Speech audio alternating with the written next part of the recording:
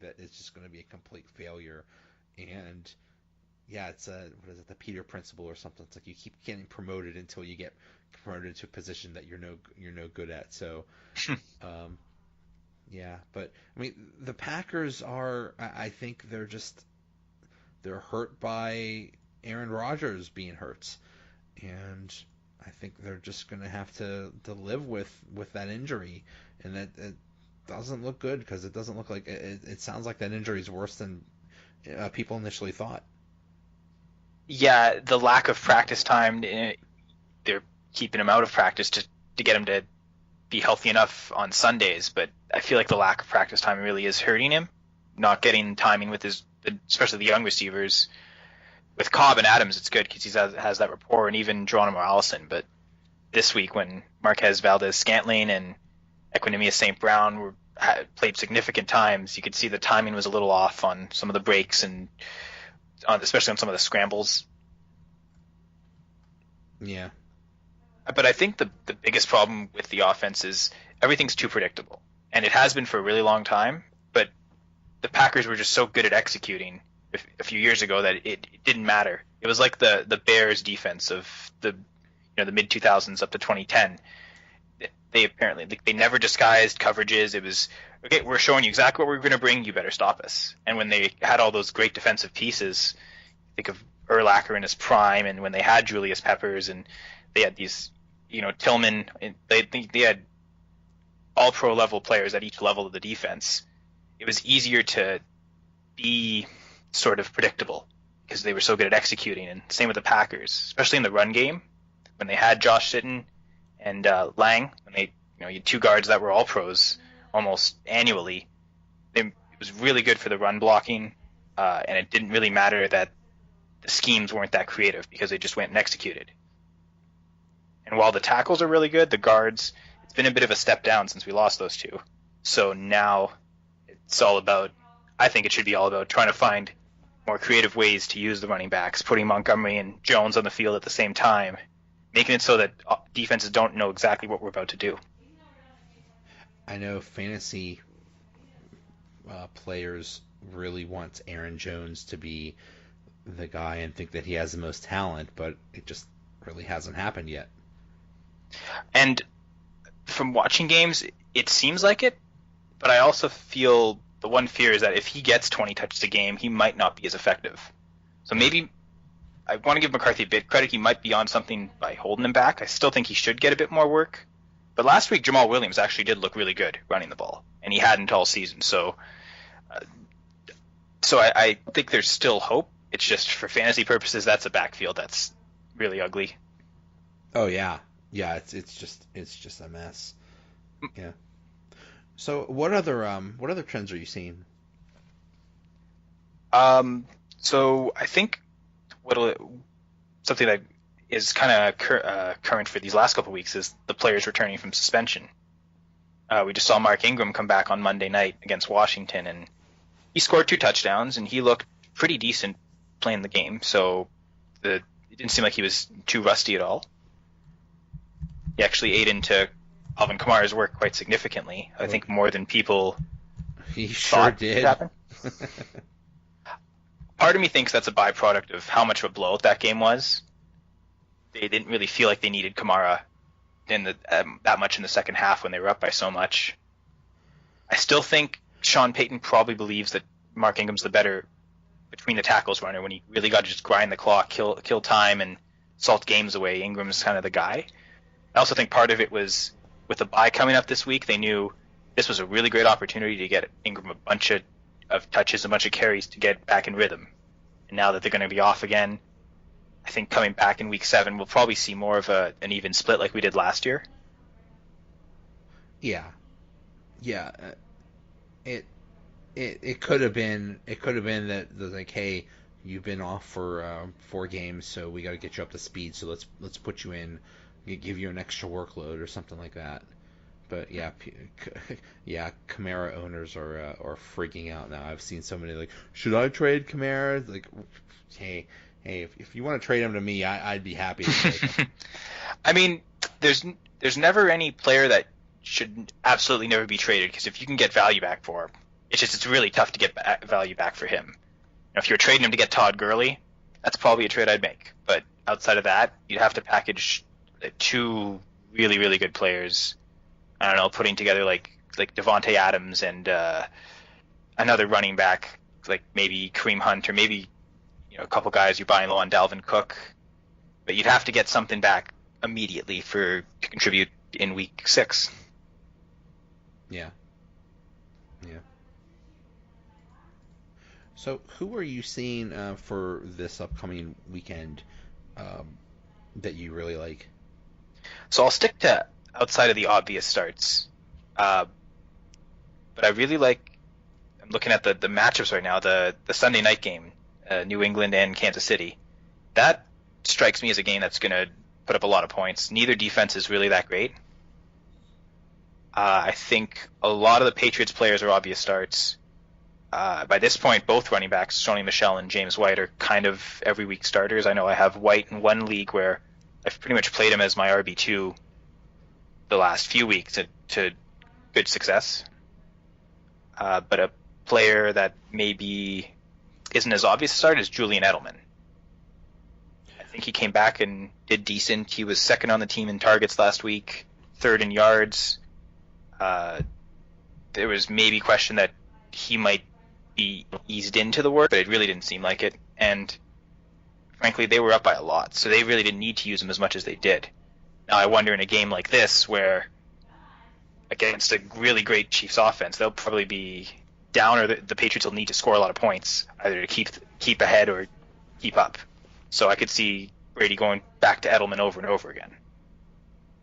Yeah, that when New England was struggling the first few weeks, I just kept thinking, wait till Edelman comes back, and he's going to help them so much. But I also think that Sony Michel has really emerged to be a potential star for the Patriots. Yeah, you're right. He's looked great running it. Yeah, good observation. I also like looking on the other side of the matchup. Yeah, Tyreek Hill, Travis Kelce. At this point, Mahomes. Those guys are all automatic starts. Yeah. But I think Sammy Watkins, if you have him, this is a really good week to play him, I think. I feel bad because I dumped, I released Sammy Watkins on a couple of my teams, and I might regret that. If you're deep enough at wide receiver, it probably makes sense. I don't think Watkins is quite to the every week starter, but certainly in good matchups you'd want to play him. Okay. But I could understand if you had a really deep receiver class and needed to pick up guys at other positions, how that would kind of make sense. Right. So I'm hoping you had deep receivers in those leagues. Yeah, me too. And I hope it wasn't just because my tight end was on a bye or some stupid thing like that. Okay. Is there anything else you wanted to talk about? In that game, not really. I think I handled it. Maybe sit Chris Hogan. I think Chris Hogan at this point might actually be a guy that you could probably drop. Just like he dropped that pass. It didn't even really drop it. It just deflected off his arms into defenders' hands that last week against the Colts. Mm-hmm. I feel like that's the type of play that's really going to lose Brady's trust. And with Josh Gordon coming onto the team and looking pretty good, and Edelman back, and these running backs, and White constantly getting targets, I just feel like Chris Hogan's about to be completely phased out of this offense. The other matchup I really... Oh, sorry. I was just going to say, another person to look for in New England is Josh Gordon. He looked good last game, and maybe he's just getting ready to heat up. Yeah, that touchdown, that was pretty incredible. Like, he was completely double covered, and they had him covered perfectly. One guy on top, one guy underneath, and it didn't seem like there was any way he was going to get that ball, but Brady hucked it up to him. I think it was, 35 yards? And Gordon, it seemed like once he was got his bearings, he just, right as soon as the ball came, he timed it perfectly, got that little bit of separation he needed to just come down with it and get the touchdown. So it seems like Brady is going to really like throwing to him. Yeah. So what other matchup do you like? The Falcons and Buccaneers. So the two games I mentioned, so the Chiefs-Patriots game and the Falcons-Buccaneers, are two games that are Vegas right now has under projected as the two highest. Patriots Chiefs at 59 points, and then the Falcons Bucks at 57.5 points. I think the next closest game is your team's game, the Steelers and Bengals at 53. So that's a quite significant. So Vegas thinks that these two games are the two games that will most likely be shootouts. And a player that I really like, especially in DFS this week, I think he's my quarterback in all leagues, is Jameis Winston. I noticed on Yahoo he's only $26. And to give reference, the most expensive quarterback this week is Mahomes at 39 and Ben at 38, I believe. So it's when the minimum amount for a quarterback is 20 and Winston's a lot closer to that minimum than he is to those maxes, gives him a really good value against a Falcons team that is right now allowing the fourth most amount of fantasy points to quarterbacks. If people have Jameis Winston in their fantasy leagues, it's probably a really good idea to start him unless you have like an Aaron Rodgers type or Mahomes, someone who you need to play every week. But other than that, I think Winston's one of the best plays at quarterback. Interesting. Yeah, I'll bet he might still be available because of the suspension. And frankly, he didn't look that great in that bit of a return he came. Fitzpatrick was just awful in week 4 in the first half, so much that they decided mid-game, okay, Winston, you're starting the second half. I think on his first drive, it might have been his first throw, it was an interception. So Winston didn't look great already, but he'll need. I feel like this bye week was probably really good for him. Get time to get reacclimated with those receivers, with Evans, with Godwin, and one of my favorite stacks in DFS this week for those playing it would be Winston and Evans, but also Jameis Winston and Cameron Brate, tight end. Yeah, I think I keep seeing Godwin as as someone to pick up on the waiver wire. So I don't know if people think that he's going to have a good game or be good going forward. I do think he will be.